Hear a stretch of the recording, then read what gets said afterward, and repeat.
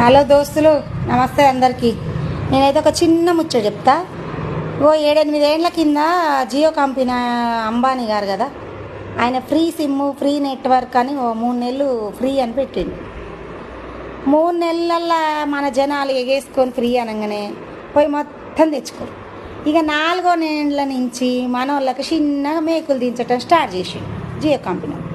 ఈ 8-9 సంవత్సరాలల్లా పుట్టిన పిల్ల కాంచి మొదలు పెడితే సచ్చే ముసలోళ్ళ దానిక కూడా ఈ ఫోన్కు అట్రాక్ట్ అయ్యి ఇప్పుడు ఏం చేసిండు, ఈ జనాలు కనీసం రోడ్ల మీద రూపాయి అడుక్కునేటోడు కూడా ఫోన్ కొనడం, అందులో నెట్వర్క్ వేసుకోవడం. మనకు అడుక్కునేట దగ్గర నుంచి కూడా నెల 400-300 జియో కంపెనీ వాళ్ళకి కడుతున్నాను నెట్వర్క్కి. ఇక ఆ డబ్బులన్నీ తీసుకుపోయి మనోడు ఇక కొడుకుకి 1000 కోట్లు ఖర్చు పెట్టి ఇక పెళ్ళి చేస్తాడు. మనకాడ అడుక్కునేటోళ్ళ దగ్గర నుంచి కూడా తీసుకుపోయి.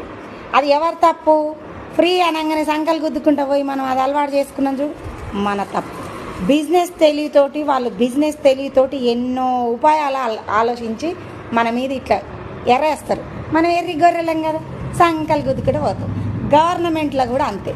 మనకు ఉచితాలకు ఎలా అట్రాక్ట్ అయితే ఇక మన పిల్లల తరాలు మొత్తానికి మన పిల్లల తరాలకు ఇక మొయ్యలేని గుట్ట తయారు చేసి పెట్టినట్టే మనం.